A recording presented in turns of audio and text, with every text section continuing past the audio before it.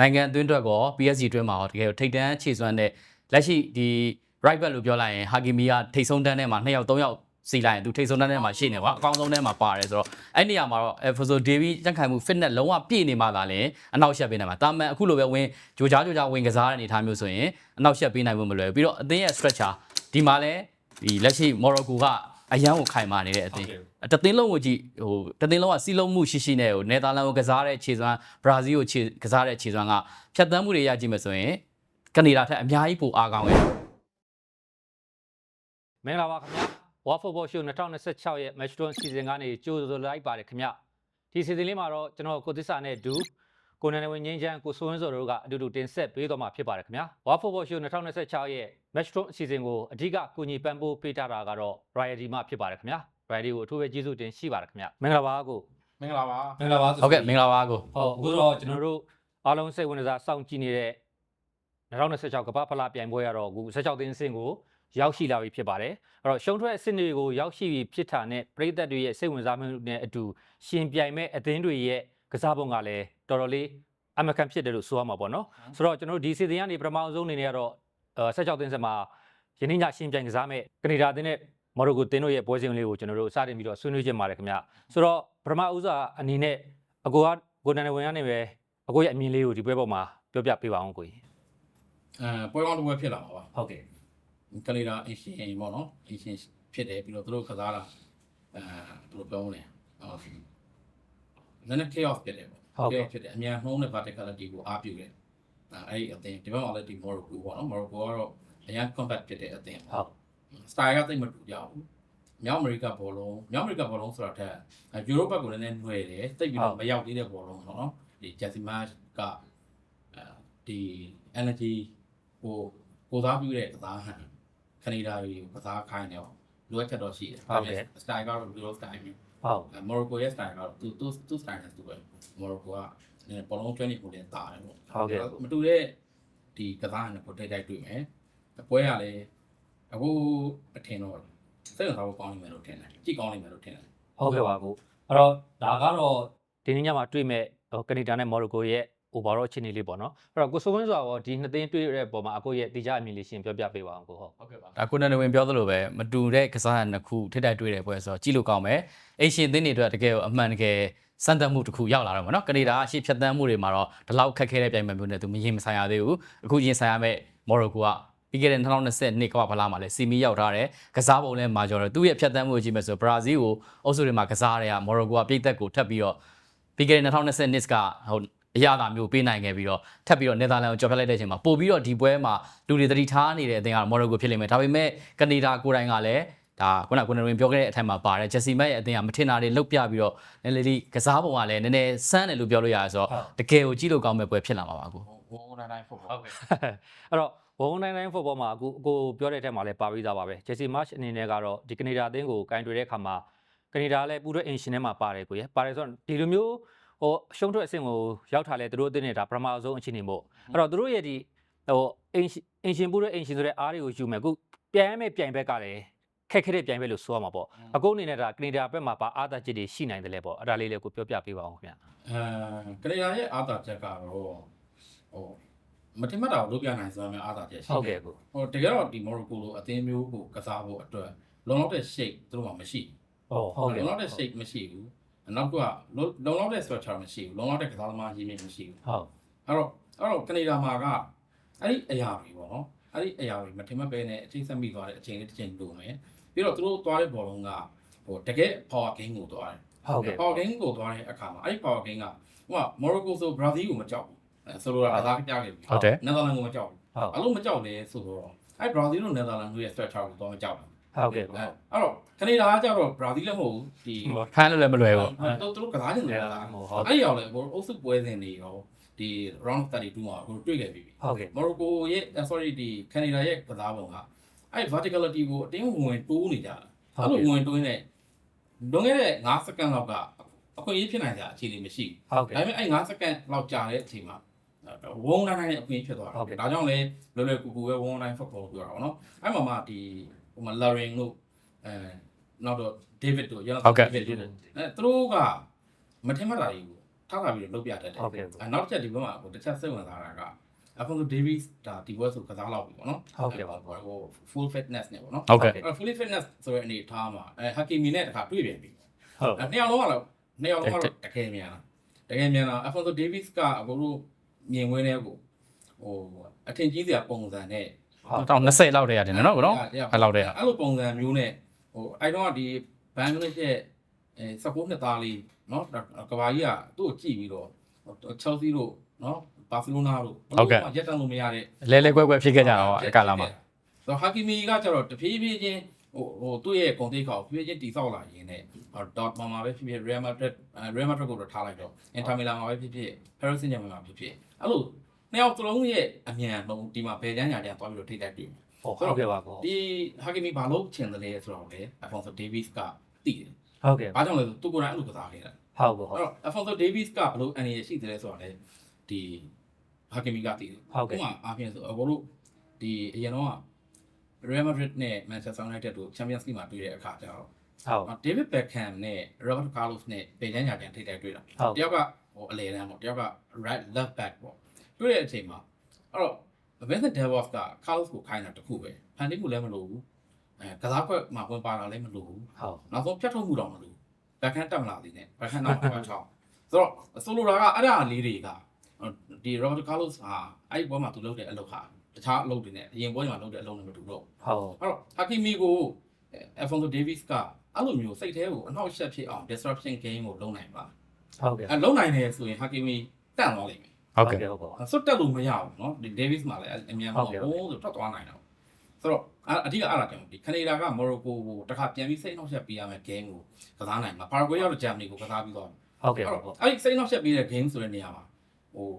ဘယ်လိုခေါ်မလဲတခုတည်းသော formula ဆိုတာမရှိဘူး ဟုတ်ကဲ့ကို တန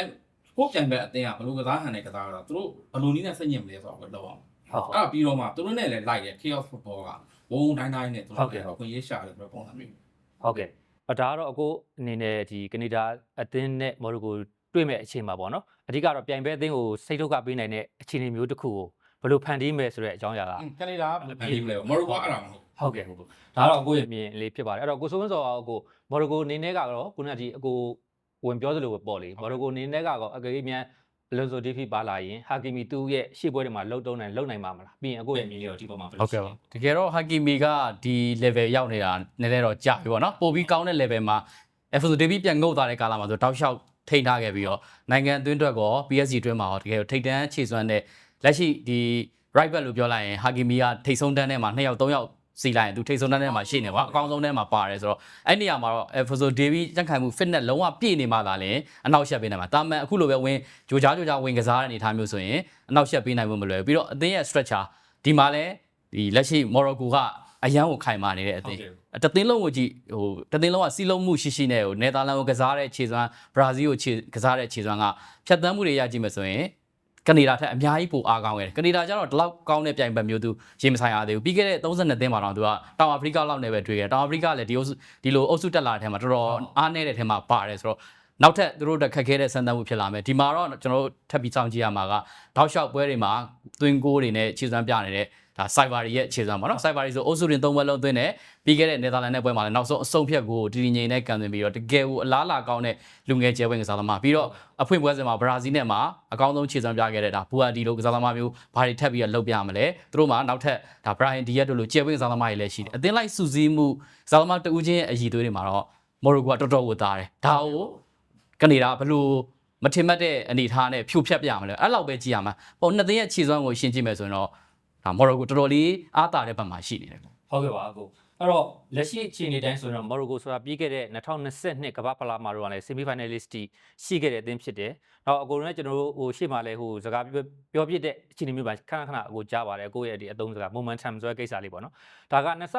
2022ကအရှင်အခုထိကိုရှိနေတော့မယ်။အဲ့ပေါ်မှာအကိုမော်ရိုကိုအနေနဲ့ကဒီအဆင့်ကနေပြီးတော့ကနေဒါကတော့လက်ရှိအခြေအနေကကြည့်ရင်မော်ရိုကိုကနိုင်မယ်ဆိုနိုင်လို့ရတဲ့အခြေအနေမှာရှိနေပြီ။အဲ့တော့အကိုအနေနဲ့တော့ဒီမော်ရိုကိုရဲ့ဖောင်ကပြီးခဲ့တဲ့နှစ်ကန်ဝယ်သူ့ရဲ့ momentum လေးကဆက်ရှိ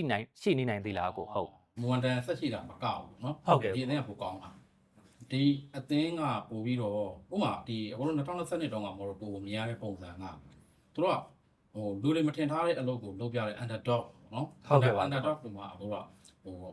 value မြင့်သွားတယ်အဲ့ဒီထားမျိုးမထင်မှတ်တာတွေကိုလုပ်ပြတယ်အခုကအဲ့ဒီအချိန်မှာဒီ Morocco ရဲ့ဒီကစားတဲ့စိတ်ကတိုက်ပွဲဝင်စိတ် ဟုတ်ကဲ့ပေါ့ တိုက်ပွဲဝင်စိတ်ကိုကဘယ်အသင်းနဲ့တွေ့ငါတို့စုစည်းနဲ့ကစားကြမှာဆိုတဲ့စိတ်အခု Morocco ကပို့ပြီးတော့အတွေ့အကြုံ sorry အတွေ့အကြုံလည်းမဆိုင်အခု Morocco ပို့ပြီးတော့မာယာများတယ်ပြီးတော့ယုံကြည်မှုရှိတယ်သူတို့ရဲ့ belief သူတို့ရဲ့ organization ပြီးတော့သူတို့ရဲ့ဒီ tactical technical အဲ့ဒီအရာတွေက2022တက်ပိုကောင်းသွားတယ် ဟုတ်ကဲ့ပါ အဲ့တော့2022မှာ semi final ရောက်လို့ဒီအသင်းက semi final ရောက်အောင်လို့တော့မဟုတ်ဘူးတိုင်ပွဲတစ်ခုနဲ့တစ်ခုတိုင်ဘက်တစ်ခုတစ်နေ့နဲ့တစ်နေ့ပေါ့နော်ဒီအသင်းတော်မှာပထမပိုင်းနဲ့ဒုတိယပိုင်းမတူတဲ့သဘောသွားပါတယ်ဆိုတော့အလုံးမှာရှိတဲ့အခါကျတော့တိုးတော့ဒီအသင်းကဟိုအကိုတို့ game လိုမျိုးပေါ့2022 Morocco နဲ့ဒီ Morocco ဆိုဒီ Morocco နိုင်မှာ ဟုတ်ကဲ့ပေါ့ နောက်နီးပြလဲကွာတယ်ဒီဟို2022နီးပြနဲ့အခု2026နီးပြမှာ2026နီးပြရဲ့ဟိုလို့ခေါ်မယ်ယူကာရီကိုမျိုးစုံခင်းကျင်းနိုင်ခြင်းပြီးတော့အခြေအနေပေါ်မူတည်ပြီးတော့တုံ့ပြန်တက်ခြင်းအဲ့မှာ reactive play ကိုကစားမလား proactive play ကိုကစားမလားအဲ့ဒါပိုကောင်းတယ်နောက်က Morocco ရဲ့အသက်သွေးကြောဆိုတော့ El Anawi ပဲ ဟုတ်ကဲ့ အဲ့တော့ Saibari အရန်နာမည်ကြီးသွားပြီနော် Buhari တော်တော်နာမည်ကြီးသွားပြီ Brahim Diaz Hakimi ဟုတ်တယ်ဟုတ် အဲ့တော့ Hakimi တောင်မှ El Anawi လောက်အရေးမပါဘူး ဟုတ်ကဲ့ ဒါပေမဲ့ El Anawi တက်ပိုကောင်းကြတယ်ပိုကောင်းကြပြီမဲ့ဥမာအခုတို့ဒီ system တစ်ခုလုံးက El Anawi ဘယ်လောက်ထိလိုက်ချိတ်ပေးရမလဲအခုဆို Buhari နဲ့ El Anawi ဆို Buhari ကပုံနာမည်ကြီးတယ်တက်လည်းငယ်တယ်အရေးချင်းလည်းရှိတယ်ဒါပေမဲ့အဲ့ဒီအရာတွေအကုန်လုံးကိုလိုက်ပြီးတော့ဟိုဒီ set ကြီးတစ်ခုဒီ machine ကြီးတစ်ခုကိုအကုန်လုံးချောစီလိုက်ဖြစ်ပြီးမှချောချောမှုတွေလည်းအဲ့ကောင်လေးလုပ်နေအဲ့ကောင်ဒီရဲ့ game ကသူက Amrabat bat နဲ့ကစားရမှာလားဒါမှမဟုတ် Mazraoui တက်လာပြီ Mazraoui နဲ့ချက်ရမှာလားHakimi နဲ့ဒီ highline တွေကိုတွားဖို့အတွက်အနောက်ကနေ cover share လုပ်ပေးရမှာလား ဟုတ်ကဲ့ သူအဲ့ဒါတွေအကုန်လုံးလုပ်နိုင်တယ်ဟိုပြီးခဲ့တဲ့ပွဲမှာ penalty စချော်တဲ့ကောင်လေးပေါ့နော် ဟုတ်ကဲ့ ဆိုတော့အဲ့ဒီလူကစားသမားတယောက်ကလည်းအစင်းစင်းရှိနေတယ်ဆိုတော့ကနေဒါထက်အဆအအရာရာတာတဲ့ game အဲ့တော့စောစောပြောတဲ့စကားကိုပြန်ဆက်ရင် momentum ဆိုတာတော့မဟုတ်တော့ဘူးဒီအသင်းကဂျန်ဘက်တွေကိုကစားတဲ့အခါငါတို့တိုက်ခိုက်မယ်မဟုတ်တော့ဘူးငါတို့လွှမ်းမိုးမယ်ဖြစ်သွားပြီ ဟုတ်ကဲ့ ဆိုတော့ဟို conquer level ကိုရောက်သွားတယ် ဟုတ်ကဲ့ နော်ဒါပေမဲ့လုံနိုင်လားမလုံနိုင်သလားဆိုတော့ပဲကြည့်ရမှာ ဟုတ် ဆိုတော့ဒီ Morocco ကပို့ပြီးတော့ချောမွေတယ်ပို့ပြီးတော့ဟိုမာယာများတယ်ညံရီမြင့်တယ်အလုတ်လုတ်ပုံကင်ပုံဟာကိုကအတင်းကြီးစံတဲ့စိတ်ရှိ ဟုတ်ကဲ့ဟုတ်ကဲ့ပါကိုဒါကတော့လက်ရှိမာရိုကိုနဲ့ပတ်သက်ပြီးအကိုရဲ့မြင်ပေါ့နော်အဲ့တော့ကိုစိုးဝင်းစောအကိုဒီနှစ်သိန်းရဲ့အခုရင်းနှီးညတွေးဆုံမှုမှာမာရိုကိုကတော့လက်ရှိဖောင်တိုင်းဆိုတော့ပို့ပြီးတော့အားသာတဲ့ဘက်မှာရှိတယ်ဆိုတော့သူ့အနေနဲ့ဒီအဆင့်ကနေနောက်တစ်ဆင့်တက်လိုင်းနာမည်အခြေအနေမျိုးရှိနေလားကိုဟုတ် ရှိပါတယ်ကိုအပြည့်အဝကိုရှိနေတာပေါ့နော်ဒါရှေ့မှာလည်းကိုနယ်တော်ဝင်ပြည့်ပြည့်စုံစုံကျွန်တော်တို့မမြင်တဲ့ရှူတောက်နေရလေတဲ့သုံးသက်သွားပြီဆိုတော့တာမန်အားဖြင့်ကြည့်ရင်ကိုသူဖြတ်တန်းလာတဲ့ခြေစွမ်းသူတို့ရဲ့လက်ရှိအစုအဖွဲ့တယောက်နဲ့တယောက်နဲ့ကြားနားလည်မှုတိဆောက်ထားမှုကအရန်ကိုခိုင်မာနေကျွန်တော်လည်းလက်ခံတယ်2020တုန်းကမထင်မှတ်တဲ့အနေထားကနေဒီရောက်လာအခုကသူတို့ပုံမျော်လင်းတဲ့အနေထားမျိုးမှာသူတို့ထပ်ပြီးတော့တက်တည်ပြရမယ် level ပေါ့နော်အသင်းကြီးတွေကိုဘယ်လောက်ထိထပ်ပြီးတော့ရင်ဆိုင်နိုင်မလဲဆိုတာကျွန်တော်ကြည့်ရမှာဆိုတော့ဒါကနေဒါကလက်ရှိအဲ့ level မဟုတ်သေးဘူးဆိုတော့သူတို့ပဲပွဲကိုလွှမ်းမိုးပြီးတော့ချက်လဲသွားလိမ့်မယ်ကနေဒါကမထင်မှတ်တဲ့တခုခုဘာလုပ်ပြမလဲဆိုတာလောက်ပဲကျွန်တော်ကြည့်ရမှာမမဂျိုဒန်ဒေးဗစ်ဘာလုပ်ပြမလဲဘူချာနန်ဘာလုပ်ပြမလဲပြီးခဲ့တဲ့ပွဲစဉ်မှာအနိုင်ကိုသွင်းခဲ့တဲ့အစတာကွီကိုတခုခုပေါ့နော်မထင်မှတ်တဲ့အဝေးကန်ချက်တွေနဲ့ဥမာဂိုးရလိုက်တာမျိုးအဲ့ဒါဆိုရင်တော့မော်ရိုကိုရဲ့ဒီ plan တခုခုပေါ့နော်ဘယ်လိုလာမလဲကျွန်တော်ကြည့်ချင်တယ်သူစပြီးတော့အဲ့လိုမျိုးပေးလိုက်ရတဲ့အချိန်မှာသူဘယ်လို response လုပ်မလဲပေါ့အဲ့ဒါလေးကပို့ပြီးတော့စိတ်ဝင်စားစရာကောင်းပါတယ် ဟုတ်ကဲ့ပါကိုဒါကတော့လက်ရှိမာရိုကိုနဲ့ပတ်သက်တဲ့အခြေအနေမျိုးပေါ့ဆိုတော့ဟိုကိုနယ်ဝင်ကိုကျွန်တော်တို့မော်ရိုကိုနေနဲ့ကတော့ဒီအကိုပြောတဲ့ထက်မှလည်းပါပြီးသားပါဗောနော်အရင်မော်ရိုကိုထက်လည်းပိုကောင်းတယ်သူကအခုနာမည်အရင်တော့နေရာတစ်ခုတည်းသူကစားတာအခုက upgrade လုပ်ဖို့အတွက်ကစားတော့မယ့်အခြေအနေမျိုးဖြစ်သွားပြီဆိုတော့ဒီနေ့ညမှာရောပြိုင်ဘက်ကနေဒါကို overwhelming လုပ်ပြီးတော့နောက်တစ်ဆင့်အတွက်ကောသူတို့ဘယ်လိုမိနစ်90နဲ့ဖြစ်သွားနိုင်သလားဒါမှမဟုတ်မိနစ်90ရောကျော်သွားနိုင်လား မိနစ်90ပြင်ဖြစ်မှာ ဟုတ်ကဲ့ စောစောပြောသလိုပေါ့ဒီသူတို့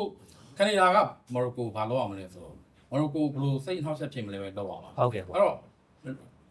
့လုပ်ချင်တဲ့ခင်လုပ်လို့ရတာမဟုတ်ဘူး ဟုတ်ကဲ့ပါဟုတ် ကြခိုင်ကြတော့ဟိုအတင်းကြီးတင်းကိုစားတဲ့ခါမှာအတင်းရဲ့တရားစိတ်ကငါတို့ campaign မှာဆိုတော့အတင်းတိုင်းတည်နေတာ ဟုတ်ကဲ့ ဘေးကကြည့်တဲ့ပရိသတ်လည်းတည်တယ်နီးသူတို့နီးပြလေးတရားကိုပဲတည်တယ်အဲ့တော့ကိုယ့်နဲ့ကစားသမားတွေလည်းဒါကိုတည်တယ်ဒါပေမဲ့ရက်တက်မြောက်လို့ဆုံးသွားကြတာပေါ့ဥပမာပြည့်တဲ့ကစားတဲ့အတင်းတင်းအဲ့ဘလို့ပိတ်ရမလဲပဲစဉ်းစားတာပဲ ဟုတ်ကဲ့ ဒါပေမဲ့လုံနိုင်စွမ်းကြတော့စဉ်းစားရတာမှန်တာနဲ့လေ ဟုတ် မတူတော့เนาะဆိုတော့ဒီအချိန်မှာဟိုယုံကြည်မှုအရာတူးချင်းအရာဒီ organize ဖြစ်ခြင်းအရာပြီးတော့ဒီထိတ်တန်းအသိလက်ရှိကမ္ဘာအဆင့်9လည်းပြောရင်ထိတ်တန်းအသင်းနေတယ်ငါတို့ကမ္ဘာအကောင်းဆုံးအသင်းမှာပါတယ်ဆိုတော့စိတ်ဒါတွေကကနေဒါအတွက်နောက်ဆုံးတော့ကြိုးစားနေရင်အာမတန်မြန်ရှော့လိုက်ရ မြင်ကွင်းမျိုးပဲဖြစ်မှာပဲဒါကြောင့်မို့လို့အတွင်းဒီအရှင်အတင်းပေါ့နော်အရှင်အတင်းဆိုတာပဲရှိတယ်ကျွန်တော်တို့မော်ရိုကိုဘက်မှာရှိတယ်ပေါ့မော်ရိုကိုဆက်တက်သွားမှာ ဟုတ်ဒါဆိုတော့ဒီကိုယ့်ရဲ့အမြင်ရဆိုတော့မိနစ်60နဲ့ဟိုအဖြေတစ်ခုတော့ထွက်သွားနိုင်ပါအဲ့တော့ကိုစိုးမင်းစွာတော့ဒီပေါ်မှာဟိုဘယ်လိုမြင်လဲကိုရလက်ပိုင်းဆိုင်မိနစ်60ကျွန်တော်ကိုယ်တိုင်လည်းမော်ရိုကိုတော်တော်ကြိုက်တဲ့ထဲမှာကျွန်တော်ပါတယ်ကျွန်တော်စောင့်ကြည့်နေတဲ့ထဲမှာမော်ရိုကိုကျွန်တော်ပြိုင်ပွဲစတဲ့ဟာကိုသူ့ကိုထည့်ထားတာတစ်စင်ပြီးတစ်စင်လည်းတက်လာတယ်နယ်သာလန်နဲ့ထိလည်းကျွန်တော်မော်ရိုကိုခေါင်းမှန်ရွေးခဲ့တဲ့သူတွေမှာပါတယ်ဆိုတော့ထပ်ပြီးတော့စောင့်ကြည့်နေတယ်သူ့ကိုနောက်ထပ်ကောင်းကောင်းအဆက်သက်ခံပဲပြိုင်ပွဲမျိုးတွေနဲ့သူဘာထက်လုပ်ပြမလဲဆိုတော့သူ့ရဲ့ performance ကိုကျွန်တော်ထပ်ပြီးကြည့်နေတယ်ဆိုတော့ဒီပွဲမှာတော့မိနစ်60အတွင်းမှာမော်ရိုကိုကနောက်တစ်ဆင့်ကိုတက်အောင်ကစားသွားမှာပါဘူး ဟုတ်ကဲ့ပါကိုအဲ့တော့အကိုဝင်ရောကိုစိုးဝင်းစောကောကတော့ဒီနှစ်သိန်းရဲ့တွေ့ဆုံမှုကမိနစ်60အတွင်းနဲ့ပြတ်နိုင်ပဲပေါ့နော်ဟိုဂိုးအတိအကျဘယ်လိုပြတ်မလဲဆိုတော့ရလက်ပြီးမှာပဲကျွန်တော်ဟိုသိရမှာပေါ့ဟုတ်ကဲ့ဒါကတော့ကျွန်တော်တို့ယနေ့ညမှာရှင်ပြန်ကစားမဲ့ကနေဒါအသင်းနဲ့မော်ရိုကိုအသင်းတို့ရဲ့ပွဲစဉ်အကြောင်းလေးကိုသုံးသပ်တင်ဆက်ပေးခြင်းဖြစ်ပါတယ်ခင်ဗျ